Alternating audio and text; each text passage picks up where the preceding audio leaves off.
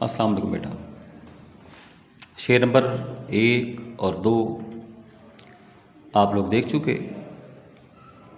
शेर नंबर 3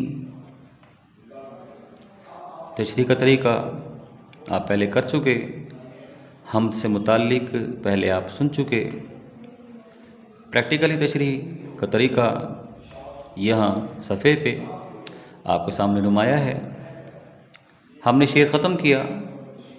जब आप शेर ख़त्म करेंगे तो शेर ख़त्म करने के बाद एंडिंग लाइन, इसे हम लोग कहते हैं इख्तितामी लकीर, ये आप लगाएंगे ताकि मुम्तहिन को पता चल सके कि आप पिछला शेर ख़त्म कर चुके हैं और आप अगले शेर में अब जा रहे हैं।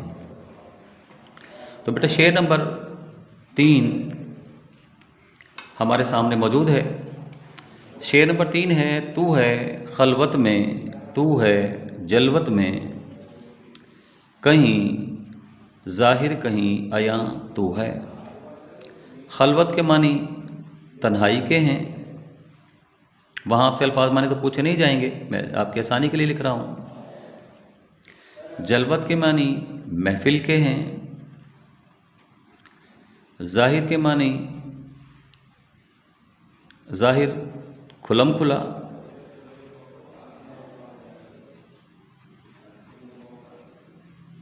अयां के मानी कहीं ज़ाहिर कहीं अयां, अयां पोशीदा हो गया। ज़ाहिर कहीं निहा तू है, ये पिन्हा हो सकता है, ये कहीं पिन्हा कहीं अयां तू है। इसे देख लीजिएगा आप लोग, मेरे जहन में नहीं है क्योंकि मैं ज़बानी बैठ के लिखता हूँ। अयां के माने तो फिर ज़ाहिर के हो गए, कहीं पिन्हा कहीं अयां तू है। अयां पिन्हा के माने पोशीदा के हो गए। या आप लोग ज़रा टेक्स्ट बुक खोल के इसे देख लेंगे। अयां ज़ाहिर हो गया, यानी यहाँ ज़ाहिर नहीं होगा, यहाँ पिन्हा होगा। गलती है, इंसान करता है, हो जाती है। मुराद क्या हो गई? ए अल्लाह, मुखातिब फिर अल्लाह से है। ए अल्लाह एक्सक्लेमेटरी मार्क है, निदाइया की अलामत है, जो आमतौर पे किसी को बुलाने या पुकारने के लिए इस्तेमाल करते हैं। ए अल्लाह तू तन्हाई और मजमा, तन्हाई खलवत हो गई, मजमा जलवत हो गया, दोनों जगह मौजूद है। लेकिन कहीं तेरी ज़ात छुपी हुई है, कहीं पिन्हा है और कहीं ज़ाहिरी तौर पर हमारे सामने मौजूद है। कट में आप देख रहे होंगे, आप अंदाज़ा लगा सकते हैं, मैंने यहाँ कट बना के जिसका मफ़हूम लिखा है। हम तशरीह में कट बना के ऐसे ही मफ़हूम लिखेंगे। अभी शेर में अमीर मिनाई क्या कहते हैं, ये तो आप पर साबित हो गया कि पहले मिसरे में कहता है तू है खलवत में, तू है जलवत में, यानी हमारी महफिल में और हमारी तन्हाइयों में ए खुदा तू हर लम्हे हर दम हमारे साथ मौजूद है। अमीर बिनाई कहते हैं ए अल्लाह तेरी ज़ाते कामिल का इदराक करना इंसानी अकल से बाला तर है। इदराक शऊर हो गया कि तेरी ज़ात मुकम्मल है, ऐसी मुकम्मल ज़ात है कि तेरी ज़ात तक पहुँचना इंसानी अकल के बस की बात नहीं। ए खुदा तो हर जगह मौजूद है, हमारी खलवत हो या हमारी जलवत हो तो मौजूद है। हम महफिल में हों या तन्हाई में, तो हमारे साथ हर लम्हा और हर दम मौजूद है। अपने वजूद को हर जगह ज़ाहिर करने के लिए अल्लाह ताला कुरान पाक में इरशाद फरमाते हैं। अल्लाह फरमाते हैं वनहनु अक़रबु इलैहि मिन हब्लिल वरीद, वनहनु अक़रबु इलैहि मिन हब्लिल वरीद। कुफार ने आप सल्लल्लाहु अलैहि वसल्लम से और सहाबा कराम रिज़वानुल अजमईन ने आप सल्लल्लाहु अलैहि वसल्लम से दरियाफ़्त फरमाया कि हमें बतलाइए कि अल्लाह कहाँ है। इरशाद हुआ वनहनु अक़रबु इलैहि मिन हब्लिल वरीद। ए मोहम्मद सल्लल्लाहु अलैहि वसल्लम, लोगों को कह दीजिए कि हम उनकी शहरग से भी ज़्यादा करीब हैं। अल्लाह हमारी शहरग से ज़्यादा करीब है। जब हमारी शहरग से ज़्यादा करीब है तो कैसे मुमकिन है कि हमारी खलवत और हमारी जलवत में खुदा मौजूद ना हो। यानी कोई जगह अल्लाह के वजूद से खाली नहीं है। इस शेर को मज़ीद मुस्तहकम करने के लिए तशरीह को मैंने यहाँ एक वाक़या कोट किया है। मुख्तसर सा वाक़या हम लिख सकते हैं। लंबे लंबे और तवील वाक़यात से हमें गुरेज करना चाहिए।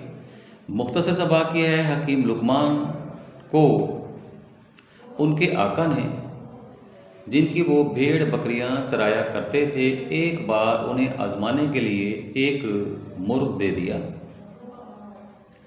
मुर्ग दिया और फरमाया कि इसे ऐसी जगह ले जाकर ज़िबह करना जहां तुम्हें कोई देखने वाला मौजूद ना हो। हकीम लुकमान शाम को वापस आए तो आपके हाथ में मुर्ग वैसे के वैसे मौजूद था।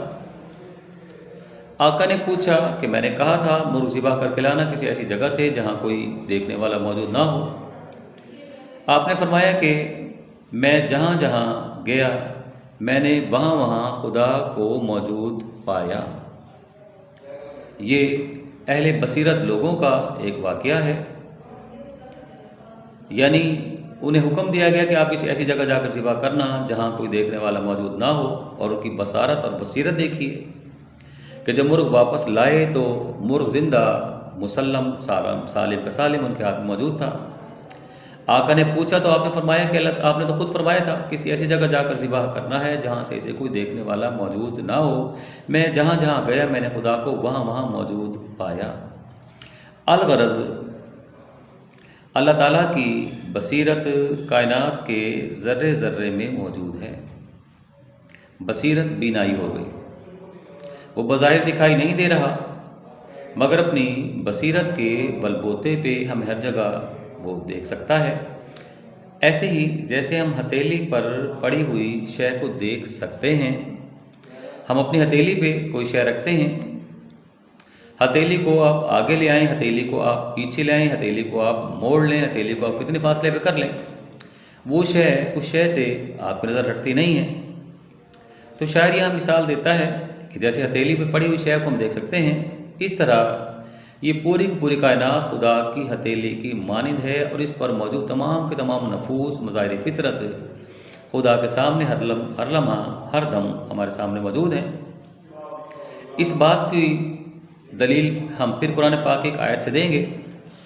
बेटा अगर आयत बड़ी है तो उसे हम कलम से कोट करेंगे और अतराफ़ में मार्कर से हम उसमें कामाज लगा देंगे, और अगर हदीस या कोटेशन आपकी छोटी है तो फिर उसे आप मार्कर से लिखेंगे। ये चूँकि कुछ बड़ी है इसलिए मैंने जानबूझ के कलम से लिख दी है कि जहाँ कहीं 3 अशख़ास की सरगोशी हो वहाँ चौथा अल्लाह मौजूद है।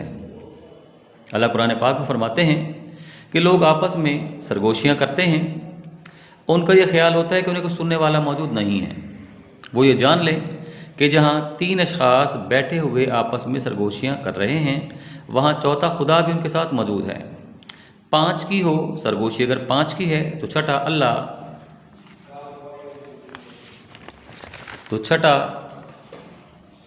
अल्लाह मौजूद है। हो तो छठा अल्लाह मौजूद है, न इससे कम न इससे ज़्यादा। लोग जान लें कि अगर 3 अशख़ास आपस में बैठे हुए सरगोशियाँ कर रहे हैं, जिसे हम कानाफूसी कहते हैं, वो कर रहे हैं, और उनका ये ख्याल है कि जो कुछ वो बोल रहे हैं उससे खुदा हरगिज़ बाखबर नहीं होगा, तो वो ये बात जान लें कि 3 मौजूद हैं तो चौथा वहाँ खुदा मौजूद है। अगर 4 मौजूद हैं तो 5 मौजूद हैं तो छठा वहाँ खुदा मौजूद है। अल्लाह फरमाते हैं, इससे कम ना इससे ज़्यादा किसी और के पास ये ताकत नहीं है कि वो खुदा की मिसल उनकी सरगोशी को सुन सके। अब तू है खलवत में, तू है जलवत में, इस मिसरे को साबित करने के लिए हम मिसाल देते हैं फूल की। शायर बताते हैं जिस तरह हम फूल की मिसाल ले सकते हैं कि फूलों की टोकरी अगर कमरे में पड़ी हो तो फूलों का वजूद टोकरी तक महदूद होगा। यही फूल बाएतबारे सिफ्त पूरे कमरे में मौजूद होंगे, क्योंकि पूरे कमरे में उनकी भीनी भीनी खुशबू महक रही होगी। हमने एक मिसाल दी यहाँ, और इस मिसाल से हम पर ये बात साबित करने की कोशिश की गई, हमने साबित किया, मुमतहिन को ये बात साबित की कि खुदा के वजूद को साबित करने के लिए हम फूलों की टोकरी की मिसाल दे सकते हैं। फूलों की टोकरी कमरे में किसी मखसूस जगह पर पड़ी हुई है, मगर उसकी भीनी भीनी महक, भीनी भीनी खुशबू पूरे कमरे को महका रही है। इसी तरह अल्लाह ताला अपनी मखसूस मुकाम और जगह पर मौजूद है। बज़ाहिर वो मौजूद है, मगर उसे खलवत में, जलवत में, महफिल में, तन्हाई में, भीड़ में, मजमे में, हुजूम में, गोशा नशीनी में, अकेले में महसूस किया जा सकता है। अगली मिसाल हम फिर देख लेते हैं। हम इसी बात को साबित करने के लिए हम सूरज की मिसाल देखते हैं। सूरज की मिसाल भी इसी तरह वजूद एक जगह मौजूद है, लेकिन उसकी किरणें, उसकी हिद्दत, उसकी तपिश, उसकी गर्मी हर जगह महसूस की जा सकती है। अगली मिसाल हमारी सूरज की है। शायर बताते हैं कि जिस तरह हम सूरज को देखते हैं, सूरज आसमान पे एक कोने में मौजूद होता है, और उस एक कोने में मौजूद होने के बावजूद भी उसकी रोशनी को, उसकी हिद्दत को, उसकी तमाज़त को, उसकी गर्मी को, उसकी तपिश को हर जगह महसूस किया जा सकता है। तू है खलवत में, तू है जलवत में। अल्लाह अपने मुकर्रर मुकाम पर एक जगह मौजूद है, मगर मुकर्रर मुकाम पर मौजूद होने के बावजूद भी हम किसी भी जगह हों, हम किसी भी समत में हों, हम किसी भी मुकर्रर मुकाम पर मौजूद हों, अल्लाह ताला की ज़ात महफिल में, तन्हाइयों में ज़ाहिर और पोशीदा हमारे सामने मौजूद है। हम यहाँ फिर एक हवाले का शेर लिखेंगे कि मंज़र की हद से लेकर पसे मंज़र तक देख लिया। जहाँ तक हमारी नज़र जा सकती थी वहाँ से लेके, और जहाँ तक हम पीछे मुड़ के झांक सकते थे वहाँ तक हमने देख लिया। हर महवर का मंज़र तू है, हद नज़र तक देख लिया। हमारी नज़र कहीं भी जाए, जहाँ तक हमारी नज़र जाती है, हद नज़र तक, उस हद नज़र तक जहाँ तक नज़र जाती है, उसका महवर, उसका मरकज़ अगर किसी की ज़ात है तो वो सिर्फ़ और सिर्फ़ खुदाए लम यज़ल या खुदाए बुज़ुर्गो बरतर की ज़ात है। अब हम ने जो मफ़हूम लिखा था उसी मफ़हूम पे लाकर हम अपनी तशरीह का इख्तिताम करेंगे। शायर क्या कहना चाहता है? शायर कहता है, बस ए अल्लाह, हम आसानी से ये बात कह सकते हैं कि हम महफिल में हों या तन्हाई में हों, लोगों के दरमियान हों या गोशा नशी हों। गोशा नशी तन्हाई का शिकार होना। तू हर लम्हे, हर दम और हमा वक्त कभी ज़ाहिर और कभी पोशीदा हमारे साथ मौजूद रहता है। ये बेटा कुछ अशार और हवाले मैंने इसमें लिख दिए, और कुछ अशार और हवाले शेर नंबर 3 के एक आध और हवाला बनता है, हम उसको मज़ीद देख लेते हैं। जैसे तू मूनी से महफिल है, तू मूनी से तन्हाई, तू मूनी से, मूनी कहते हैं वाकिफ़ को, तू मूनी से महफिल है, तू मूनी